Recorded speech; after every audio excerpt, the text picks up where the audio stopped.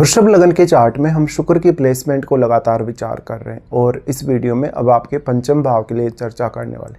पंचम भाव में देखा जाए तो शुक्र कन्या राशि में आ जाते हैं, जहां पर वो नीच की स्थिति में आ जाते हैं। हालांकि यहां पर वो अपने मित्र बुध के घर में स्थित हैं और वो आपके लग्नेश हैं और आपका छठे घर का भी वो रिप्रेजेंट करते हैं। इसलिए यहाँ अगर बुध की स्थिति अच्छी हो आपके चार्ट में और शुक्र अगर किसी बैडली अगर प्रभावित नहीं है ग्रह से तो ठीक ठाक रहेगा। फिर भी यहाँ पे शुक्र की प्लेसमेंट है तो अब अगर शुक्र वक्री भी हो जाए तो फिर काफ़ी अच्छा है। ऐसा शुक्र आपके टैलेंट को बढ़ाएगा, आपकी क्रिएटिव स्किल्स को बढ़ाएगा, आपको बहुत ज़्यादा कलात्मक बनाएगा, बुद्धिमान बनाएगा। अगर बुध भी अच्छा है या फिर अगर बृहस्पति जैसा ग्रह अगर आपके चार्ट में काफ़ी अच्छा प्लेस्ड है या बृहस्पति जैसे ग्रह की यहाँ अगर दृष्टि हो तो फिर शुक्र काफ़ी अच्छा काम कर सकता है। शुक्र यहाँ किसी भी फायरी ग्रह के प्रभाव से काफ़ी विचलित हो सकता है और वो काफ़ी नेगेटिव प्रभाव भी डाल सकते हैं कभी कभी। अब शुक्र क्योंकि छठे घर का स्वामी होने की वजह से संतान को लेके कुछ दिक्कतें हो सकती हैं। संतान को लेके आपकी अपेक्षाएं बहुत ज़्यादा हो सकती हैं। इवन अपने जीवन साथी या पार्टनर से भी आपकी अपेक्षाएं काफ़ी ज़्यादा हो सकती हैं। इस प्रकार का शुक्र कोई भी प्रकार से आपको पैसे की कमी नहीं रहने देगा, लेकिन उस पैसे का मैनेजमेंट आपका बेहतर नहीं होगा। ऐसा शुक्र आपको लॉटरी, सट्टा, शेयर बाजार वगैरह या कलात्मक कार्यों से काफ़ी पैसा दिला सकता है।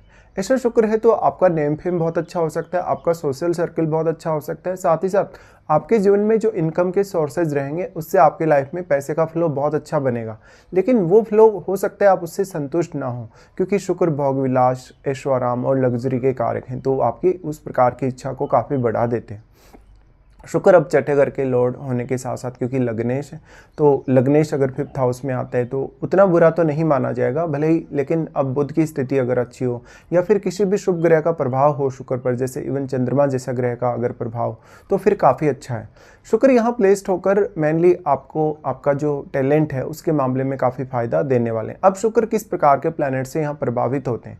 देखिए, लग्नेश अगर पंचम में आ गए तो लग्नेश पंचम में आने से व्यक्ति अपनी जो क्रिएटिव क्षमता है, जो उसका बौद्धिक टैलेंट है, जो उसका विचार करने का जो क्षमता है उस पर ज़्यादा से ज़्यादा ध्यान देगा और आपका जो सर्जन क्षमता है आपकी वो बहुत ज़्यादा होगी या कलात्मक पक्ष आपका काफ़ी मजबूत हो सकता है। अब बुध का अगर सपोर्ट हो यहाँ पे या बृहस्पति जैसे ग्रह का सपोर्ट हो तो निर्णय क्षमता बहुत ज़्यादा बेटर हो सकती है। उससे आप जो भी पैसा अर्न करेंगे लाइफ में उसको बहुत अच्छे से मैनेज कर सकेंगे, संभाल सकेंगे और उसको सही तरीके से यूटिलाइज कर सकेंगे।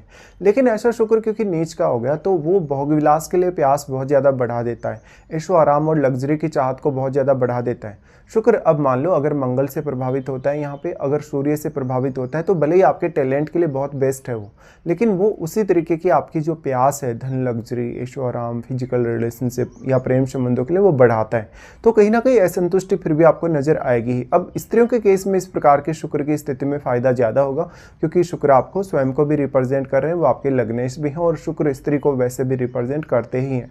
तो निश्चित तौर पर यहाँ पर शुक्र का आना स्त्रियों के केस में ज़्यादा टैलेंट लाता है, ज़्यादा क्रिएटिविटी लाता है या ज़्यादा क्षमता आपको प्रदान करता है। भले ही आपका बुध खराब भी हो कुछ हद तक अगर, तो आपको शुक्र से काफ़ी फायदा मिल सकता है। अगर आपका शुक्र वक्री हो जाए तो उसका नीच का प्रभाव काफ़ी कम हो जाएगा। इस हिसाब से देखा जाए तो शुक्र एक बेहतरीन प्लेसमेंट हो सकती है, स्पेशली स्त्रियों के केस में। ऐसा शुक्र प्रभाव डालता है डायरेक्टली अपने से सप्तम यानी मीन राशि पर।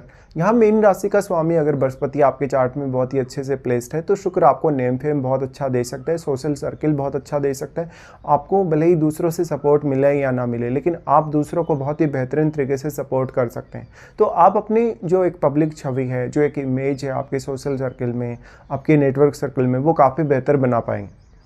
यहाँ पे फिर सबसे ज़्यादा इंपॉर्टेंट हो जाता है आपके 11वें घर में बैठा हुआ ग्रह, क्योंकि 11वें घर में बैठा हुआ ग्रह डायरेक्टली अपना प्रभाव शुक्र पर डालेगा। तो जितने ज़्यादा शुभ ग्रहों का प्रभाव शुक्र पर है समझ लो उतना बेहतर रिजल्ट शुक्र से आप एक्सपेक्ट कर सकते हो। लेकिन जितने क्रूर ग्रहों का प्रभाव शुक्र पर रहेगा उतनी ही ज़्यादा आपकी भोग विलास की इच्छाएँ, लग्जरी की इच्छाएँ, लाइफ में रिलेशंस को लेकर इच्छाएँ बहुत ज़्यादा प्रबल होती जाती हैं और उतना ही ज़्यादा आपकी असंतुष्टि फिर बढ़ती जाती है। यहाँ पे अब शुक्र अन्य कौन कौन से प्लैनेट से प्रभावित है और जो भी प्लैनेट से वो प्रभावित है कहीं ना कहीं वो आपके चार्ट में कौन कौन से भावों के स्वामी, उन भावों विशेष से आपको थोड़ा फायदा जरूर ही मिल सकता है। अगर ऐसा शुक्र मान लो राहु से प्रभावित है, केतु से प्रभावित है, तो वो लव लाइफ को डिस्टर्ब कर सकता है, मैरिड लाइफ को डिस्टर्ब कर सकता है, बहुत सारे आपके अफेयर्स, आपकी फ्रेंडशिप वगैरह दे सकता है, लेकिन वो बहुत जल्दी ब्रेकअप भी देगा फिर आपको। तो यहाँ बहुत ज़्यादा अपेक्षा ना रखें। शुक्र अगर आपका बहुत ही शुभ प्रभाव में है तो आपको जीवन भर काफ़ी फायदा देगा। साथ ही साथ मेनली आपके टैलेंट की वजह से, आपकी क्षमताओं की वजह से लोग आपको ज़्यादा जानेंगे। अब जो शुक्र है अगर किसी भी प्लैनेट से प्रभावित है तो वो प्लैनेट कहीं ना कहीं अपना कितना ज़्यादा प्रभाव शुक्र पर डाल पा रहे हैं। इस हिसाब से देखा जाए तो शुक्र के साथ बैठने वाला ग्रह यहाँ ज़्यादा इंपॉर्टेंट हो जाता है कोई भी दृष्टि डालने वाले ग्रह की तुलना में। इस हिसाब से आपके चार्ट में शुक्र से आप अगर बहुत ज़्यादा कुछ चाहते हैं, बहुत ज़्यादा कुछ अगर आप एक्सपेक्ट कर रहे हैं, तो आपको अपने टैलेंट को बढ़ाना होगा, अपनी क्षमताओं को बढ़ाना होगा। फिर इसमें महादशा का भी काफ़ी बड़ा रोल है।